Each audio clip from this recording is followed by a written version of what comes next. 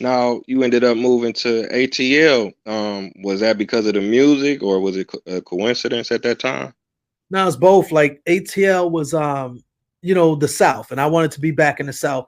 I spent all my summers in Tennessee, which was really, really like moving for me. I loved being in Tennessee. And so when I graduated high school, first of all, Milwaukee was getting very violent. And I felt like if I stayed in Milwaukee, I wasn't going to make it. That either I would get killed or just in general, I was going to get depressed because there was not a lot of opportunities for Black people. And so I felt like I was stagnant there and I needed to get going. And so I moved to Atlanta for art school. Um, that was the only school that I felt comfortable with trying to do because I wasn't a good student at the time. And so I felt like, well, if I went to an art school, it would be pretty cool. And so I tried that and it worked. That's where I met Headliner, which was the first member that I put into Arrested Development. That's where I met so many other incredible people. And it really took my career to the levels that became world renowned. So it was a good look. Oh yeah, most definitely, man. I'm visiting Tennessee right now. It still got that feel to it. Coming from the north, coming down to the south, it's like you need that stability sometimes. you No know. doubt. I agree. Right, right. Now I wanted to ask you, so you was coming, y'all kind of help give Atlanta that vibe. What was the music scene like then in Atlanta compared to what it is now? The machine it is now.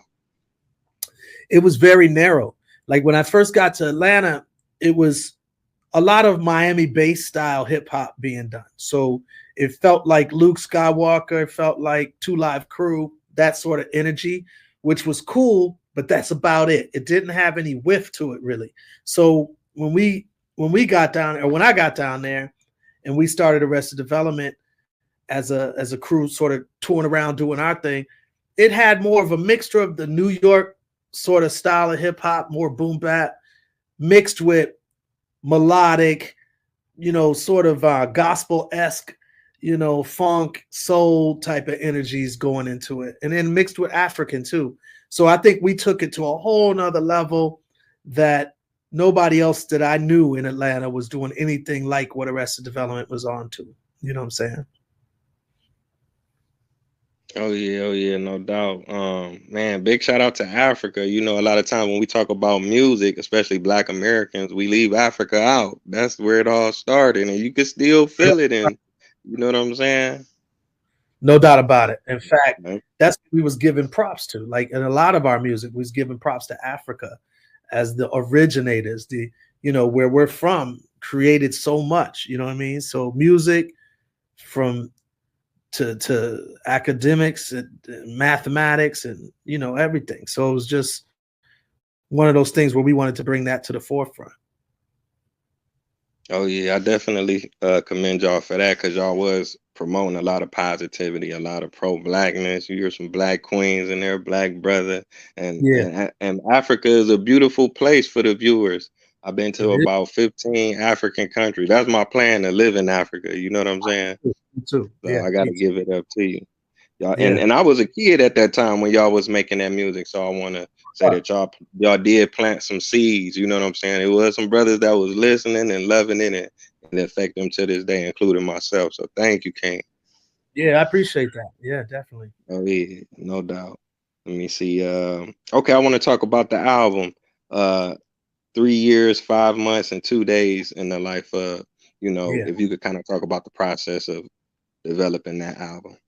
Yeah, well, that album was our first album, and we dropped it in 1992, and it ended up winning 2 Grammys. It ended up winning 2 MTV awards, Soul Train Award, a lot of different awards, an NAACP award. But I think, the album title comes from how long it took for us to get a record deal.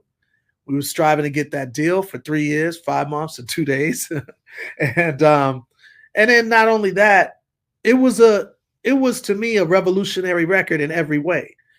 From the group members, we had men and women in the same crew.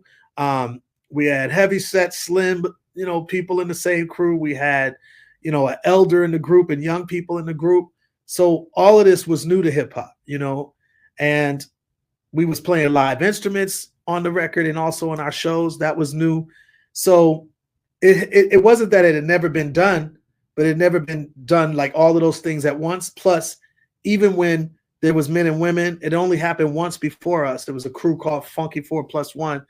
And then as far as an elder in the group, that had never happened. And then you had like, you know, live bands that had happened only once before us too. And that was a group called Stetsasonic.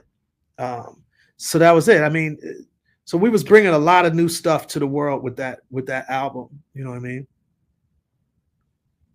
Oh yeah, most definitely. That's one of the things I miss about the 90s and hip hop. Everybody sounded different. They looked it different, you know what I'm saying? But nowadays it's kind of like everybody on the same rhythm, the same cadence, the same subject matter.